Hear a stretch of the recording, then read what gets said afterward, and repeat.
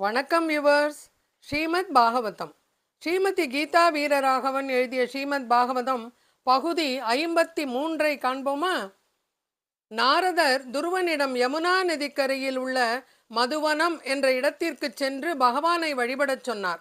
அதற்கு முன்னர் மதுவனத்தின் பெருமைகளை நாரதர் துருவனுக்கு எடுத்துரைக்கிறார்.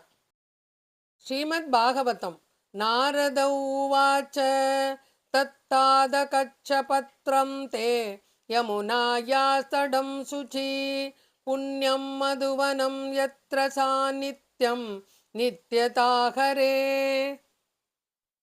பகவான் எப்பொழுதும் சாநித்தியத்துடன் இருக்கக்கூடிய இடம் யமுனையில் கரையில் உள்ள மதுவனம் ஆகும். இவை நமக்காக. இப்பொழுது துருவன் இங்குதான் தவம் இருக்கப் போகின்றான். அது மதுவனம் என்கின்ற பெரிய காடாக இருந்தது. பகவான் அவனுக்கு காட்சி கொடுத்த இடமும் இதுதான். வாமன அவதார காலத்திலும் பகவான் மதுவனத்தில் தன்னுடைய திருவடியை பதித்திருக்கிறார். ராமாயண காலத்தில் இந்த பகுதியில் லவணாசுரன் என்பவன் வாழ்ந்து வந்தான். சத்ருக்கணனை அனுப்பி இந்த லவணாசுரனை அழிக்கச் செய்தார். மதுவனமாக இருந்த அந்த பெரிய காட்டை சத்ருக்கணன் மூலமாக மதுரா எனப்படும் பெரிய நகரமாக மாற்றி அமைக்க வைத்தான் ஸ்ரீராமன்.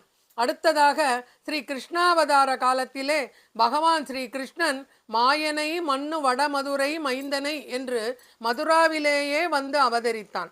அதனால்தான் ஆண்டாள் தன்னுடைய திருப்பாவையில் மண்ணு வடமதுரை என்று பாடியுள்ளார். மண்ணு என்றால் பகவானோடு மன்னி இருக்கக்கூடிய, அதாவது நித்திய சம்பந்தம் கொண்ட ஊர் என்று பொருள்படும்.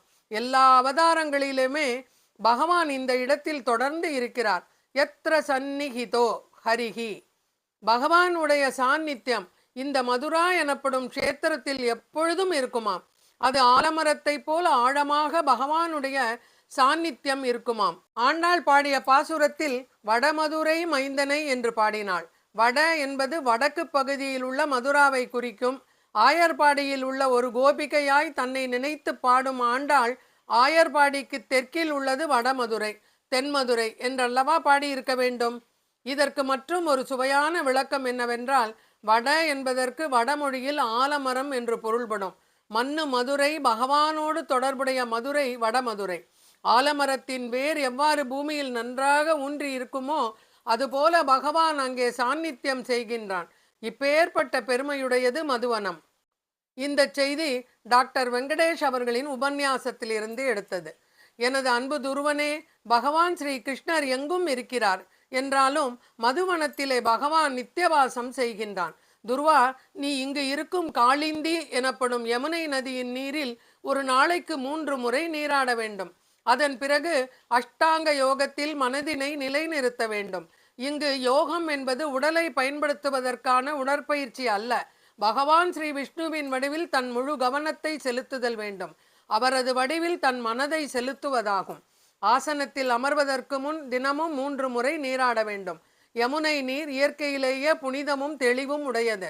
மகாராஜா துருவனிடம் யமுனை நதிக்கு சென்று புறத் தூய்மை பெறும்படி நாரதர் அறிவுறுத்துகிறார். தெய்வீக யோகத்தினை பயிற்சி செய்வதில் இதுவும் ஒரு பகுதி ஆகும். உன்னுடைய ஆசனத்தில் அமர்ந்த பிறகு 3 வகையான சுவாச பயிற்சிகளை செய்தல் வேண்டும். உயிர்காற்று, மனம் மற்றும் புலன்களை கட்டுப்படுத்த வேண்டும். பின் தூய்மையான மனத்தினால் பகவான் திருமேனியினை தியானிக்க வேண்டும் என்று நாரதர் கூறுகிறார்.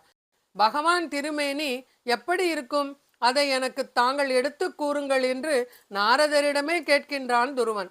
துருவனுடன் இணைந்து நாமும் பகவானை மனதுள்ளே வைத்து தரிசிப்போமா?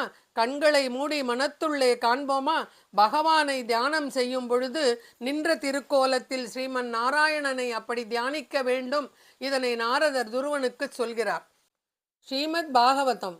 பிரசாதாபிமுகமாசஸ்வத் பிரசன்னவதனேட்சணம் சுனாசம் சுப்ருவம் சாரு கபோலம் சுரசுந்தரம். பகவானின் வடிவழகு இங்கே வர்ணிக்கப்பட்டுள்ளது. பகவானின் திருமுடி முதல் திருவடி வரை துருவனுக்கு நாரதர் வர்ணிக்கின்றார். பிரசாதாபி முகம் சஸ்வத். நல்ல புன்னகை பூத்த சிரித்த முகத்துடன் பகவான் விளங்குகிறான். பிரசன்ன வதனேட்சணம். புன்னகை பூத்த முகத்தோடு மகிழ்ச்சியினை ஈட்சணம், அதாவது அவன் பார்வையிலேயே தெரிவிப்பதாக தியானிக்க வேண்டும். பகவானின் திரு கண்களிலேயே அவனுடைய ஆனந்தம் மகிழ்ச்சி நமக்கு தெரிய வேண்டும். இப்படி பகவானை பிரசன்னமாக தியானிக்க வேண்டும். சுநாசம் அழகிய மூக்கு, சுப்ருவம் அழகிய புருவங்கள், சாரு கபோலம் அழகான கன்னங்கள், சுரசுந்தரம் தேவர்கள் அனைவரிலும் அழகில் மிகச்சிறந்தவராவர். இந்த ஸ்லோகம் பகவானின் வடிவத்தினை எப்படி தியானிப்பது என்பதை விளக்குகிறது. இங்கு அருவநிலை தியானம் என்பது தற்காலத்திய போலி கண்டுபிடிப்பாகும். அருவநிலை தியானத்தை பற்றிய குறிப்புகள் வேத இலக்கியங்களில் கூட இல்லை. எந்த ஒரு விஷ்ணுவின் வடிவமும் பகவான் ஸ்ரீ கிருஷ்ணரையே சார்ந்தது. ஏனென்றால் பகவான் ஸ்ரீ கிருஷ்ணரே உண்மையான ஸ்ரீ விஷ்ணு வடிவமாக விளங்குகின்றார். இதனை நாம் முன்பே பார்த்தோம். நம் ஒவ்வொருவருடைய இதயத்திலும் பகவான் பரமாத்மாவாக இருக்கிறார். துருவனுக்கு கூறப்பட்ட இந்த வடிவத்தினையே ஒருவர் தியானிக்க வேண்டும். ஸ்ரீமத் பாகவதம். தருணம் ரமணியாங்கம் அருணோஷ்டேஷநாதரம் பிரணதாஸ்ரயணம் ருணம் சரண்யம் கருணார்ணவம். பகவானின் வடிவம் எப்பொழுதும் இளமையானது, சுத்த சத்துவமானது. அவருடைய திருமேனியில் ஒவ்வொரு அங்கமும் அழகானது. பகவான் மொத்தமாக பார்க்கும் பொழுது மிகவும் அழகாக இருப்பார். அதனை சமுதாய சோபை என்பர். தனித்தனி அங்கங்களாக பார்த்தாலும் அழகாக இருப்பார். அதனை அவையவ்வ சோபை என்பர். தாமரைப்பூ போன்ற சிவந்த கண்கள், கோவைப்பழம் போன்ற சிவந்த வாய் இவற்றோடு விளங்குகிறான். தன் திருவடியில் விழுந்தவர்களுக்கு, தன்னை சரணடைந்தவர்களுக்கு அஞ்சேல் என அடைக்கலம் தருகிறான். ஆனந்தமயமாக நமக்கு இன்பத்தை தருபவனாக இருக்கிறான். புகலிடமாக இருக்கிறான். கருணை கடலாக இருக்கிறான். திருமார்பிலே ஸ்ரீவத்சம் என்னும் மரு, அதில் மகாலட்சுமி வீற்றிருக்கிறாள். கருநீல வண்ணம் உடையவனாக இருக்கின்றான். புருஷோத்தமனாக வைஜெயந்தி என்னும் மணமாலையை கழுத்தில் அணிந்தவனாக இருக்கிறான். சங்கு சக்கரம் கதை பத்மம் தாங்கிய 4 திருக்கரங்கள். இடது மேல் திருக்கரத்திலே சங்கு, வலது மேல் திருக்கரத்திலே சக்கரம், இடது கீழ் திருக்கரத்திலே கதை, வலது கீழ் திருக்கரத்திலே பத்மம் ஏந்தி கொண்டு தலையிலே கிரீடத்துடன் காணப்படுகின்றார். எல்லா உலகிற்கும் அவனே தலைவன், அதாவது சுவாமித்வம் என்பதற்காக கிரீடம் அணிந்திருக்கின்றான். கைகளில் வளையல்களும், காதுகளில் மகர குண்டலங்களும், கழுத்தில் அட்டிகையும் கௌஸ்துபமாலையும் அணி செய்கின்றன. மஞ்சள் பட்டு பீதாம்பரத்தினை ஆடையாக அணிந்திருக்கின்றார். இடுப்பில் தங்க ஒட்டியானமும், கால்களிலே ஒளி வீசக்கூடிய பொற் சலங்கைகளும், சாந்தியும் அமைதியும் தவழ்கின்ற முகத்தையும் உடையவராக இருக்கின்றார். அதனால் அவரை காண்பது கண்ணிற்கும் மனதிற்கும் இனிமையாக இருக்கும்.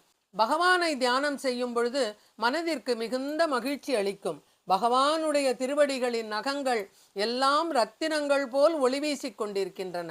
அடியார்களின் உள்ளம் என்கின்ற தாமரையிலே தன்னுடைய திருவடிகளை நன்றாக பதிக்கின்றான் பகவான்.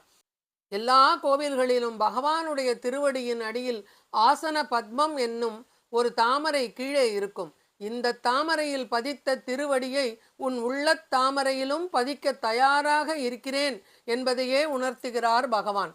முதலில் திருவடியை மட்டுமே வைத்த பகவான் சிறிது நாட்களில் நம் முழு இதயத்தையுமே ஆக்கிரமித்து விடுவான். சிரித்த முகத்துடன் இருக்கும் அந்த பகவானை தியானிப்பாயாக. பகவான் கருணையுடன் நம்மை பார்ப்பதாக மனதில் நினைத்து கொண்டு ஒரு பக்தன் தியானிக்க வேண்டும். நான் விரும்பிய வரத்தை தரக்கூடிய பகவானாக அவனை தியானிக்க வேண்டும். பகவானை மட்டுமே நினைத்து ஒருமுகப்பட்ட மனதோடு அவனை தியானம் செய்ய வேண்டும்.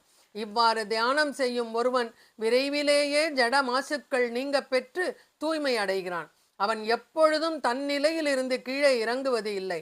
தியானம் செய்வதற்கான வழிமுறைகளையும், பகவானின் திருமேனி அழகையும், எப்படி பகவானை தியானிக்க வேண்டும் என்பதனையும் துருவனுக்கு எடுத்து கூறினார். துருவா, தியானம் செய்தால் மட்டும் போதாது, பகவானுடைய மந்திரத்தை ஜெபிக்க வேண்டும் என்று கூறுகிறார். நாரதர் துருவனுக்கு செய்யவிருக்கும் மந்திர உபதேசத்தை ஸ்ரீமத் பாகவதம் பகுதி 54 காண்போமா? இந்த வீடியோவில் வரும் மண்டலா ஆர்ட் ஓவியங்களை வரைந்து அனுப்பியவர் திருமதி தெய்வலட்சுமி அவர்கள். நன்றி மேம். நன்றி, வணக்கம்.